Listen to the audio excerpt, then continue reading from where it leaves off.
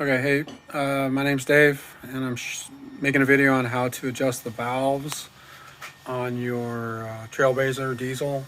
It's got the Kubota engine in it. There's the serial number on this engine, on this one.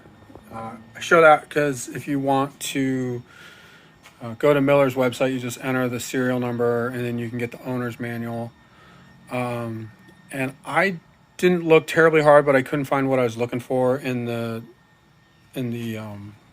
Miller owner's manual, and so I had to go on the internet and look for the kind of the owner's manual or the shop manual for the Kubota D722 engine. And I'll put a link of that in the description, but here are some notes that I wanted to kind of show some people of how to adjust the valve lash on these diesel engines. So firing order is 1, 2, 3. Number one cylinder is towards the radiator of the engine. The valve and intake, the clearance, the valve lash is the same for the intake and exhaust. And then this flywheel note here where it goes 3, 2, 1, that's just referring to the cylinder order. So the front of the engine, like I said, is the radiator, and that's number 1. Then it goes 2 and 3, and then the intake valve is always going to be the more forward of the two, and the exhaust is the more rear. And I'll go into more detail later on. I'm filming this out of order. I've already done the work, but I left out some information, so here I am back. So, and then when you have the instructions are to place number 1 piston in top dead center, and you want the TC mark on the flywheel to line up with the mark on the case, and then you'll check the number 1 intake and exhaust valve without moving the engine. Then you check the number 2 exhaust valve, and then you check the number 3 intake. You spin the engine 360 degrees, bringing it back to top center, and then you would check the number 2 intake and then the number 3 exhaust. So that's it. It's not that bad. As you are looking from the front of the engine to the back of the engine spins in a clockwise manner. So it's almost like you're looking, so we're right here. We are, looking at the front of the welder, which is actually the back of the engine. So when you go to the rear of the welder and you look, to this view, it'll be spinning in a clockwise manner. So here's some of the tools that I used. I used a 22 millimeter socket.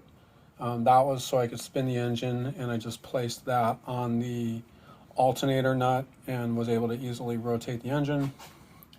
Next up is a 10 mil socket, and that was to take the valve cover off. I've got a flathead and a 10 mil open end wrench or closed end wrench. You can use either side, but that's to loosen the nut on the valves, and then the flathead screwdriver is to then make your adjustment. I've got my feeler gauges. I've got one at 7 thou and one at 5 thou. Got these pliers so I can remove the air breather hose on the valve cover.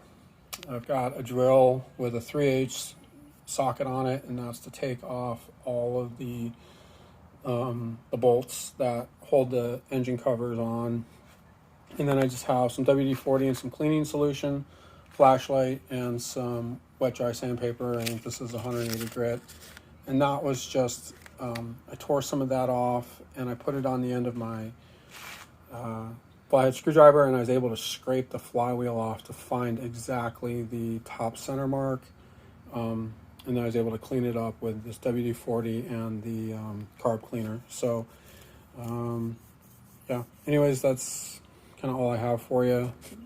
I guess once I edit this, the next up will be the the engine's open. I didn't show you exactly how to adjust the valves. I think you can either know how to do that, or you know, search the internet on how to actually like adjust the valves. It's super simple. I think this is a, you know, definitely a task that a lot of people can accomplish. Yeah, have a great day. All right, here. So I am making a video on the Kubota D722 engine, how to adjust the valve lash. So here's what I got. I got the valve cover off. This is on a Miller 302 diesel Trailblazer. So taking off all the top and the sides takes no time at all and opens up all this room. Here we have the valves, front of the engine. Here at the radiator, back is the flywheel, and then doing all the work on the injection side of the engine. We got a couple things here that I want to note. You look into the flywheel, you can hardly see it, but you're looking for something that says TC, top center, and then a line. And then there's some subsequent lines marking different firing position, or, you know, positions on the flywheel. And this mark that I have on the outside of the case, to the best of my ability, is what lines up with the flywheel mark that I can hardly see on the inside. And so you want this top center mark to line up with the mark on the case on the engine, which I have just scribed here, and it's close. So how do I know it's close? Kind of don't know it's dead nuts, but I think it's close because I've got some notes here, and essentially what it says is on cylinder number 1, the intake and exhaust should be rocking loose because the pistons at number one pistons at top dead center.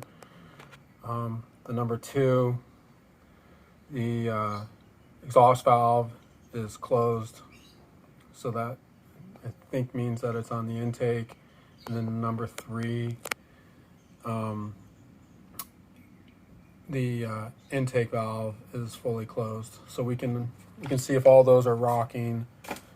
And then also one way to tell, you know, I know from looking on the internet and seeing a manual that the intake valves are in the front, and then the exhaust valves are the second ones. And you can kind of tell because the exhaust manifold is going to line up with the exhaust valves. So, and then same with the intake manifold. So here we go. I'm going to see if we can show that these are rocking. So number 1 is loose, or number 1 intake is loose, number 1 exhaust is loose, and then I want number 2 exhaust. Number 2 intake is tight, but number 2 exhaust is loose.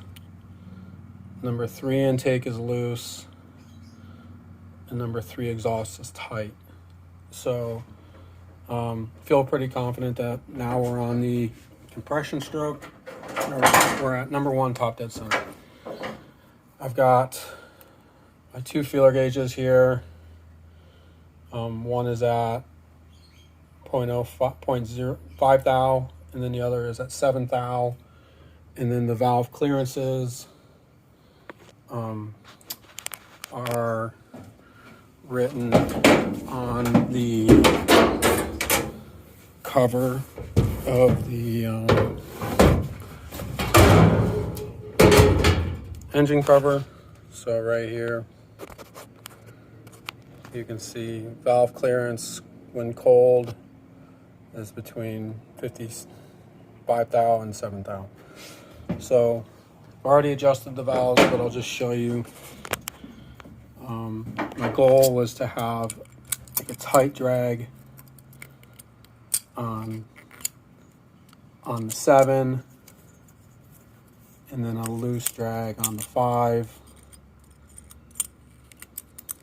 And you can kind of see that. I'm going to pause the video here. I'm going to rotate the engine. And then remember, when you rotate the engine, you want the engine to go in the same direction that it naturally spins. So I'm going to rotate the engine, get it to the 2nd position, and then I'll show you what that looks like. But essentially, the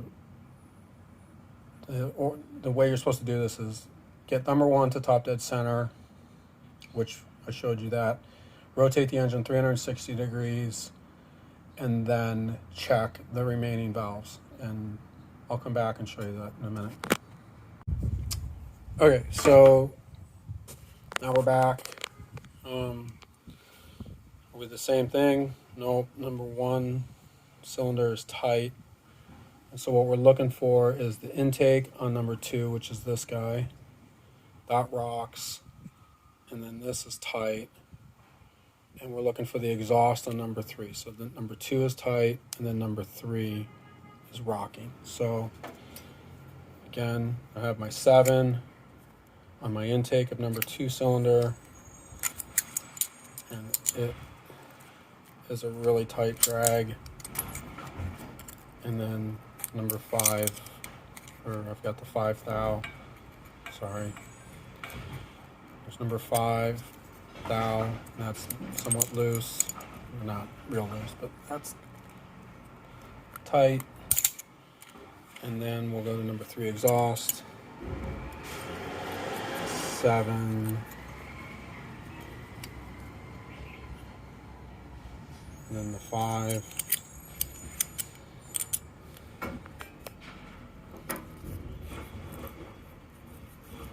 Pretty loose, very loose. So that's all I got for you today. I hope this helps.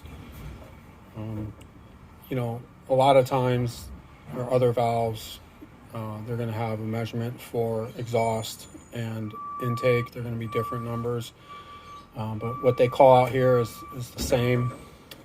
So just keep in mind. Have a good day.